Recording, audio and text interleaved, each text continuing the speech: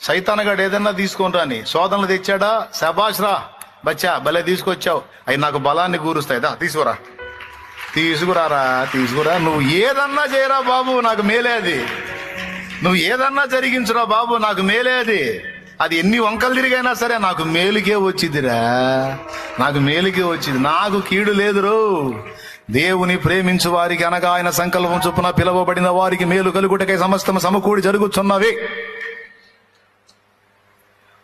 శోధనలో ప్రభు సన్నిధి పాపం శోధనలు ఎక్కువైపోయినట్టున్నాయిగా నీకు అంటాడు ఎవరో ఒకరిలో దూరి సైతాన్ మన దగ్గరికి వచ్చి.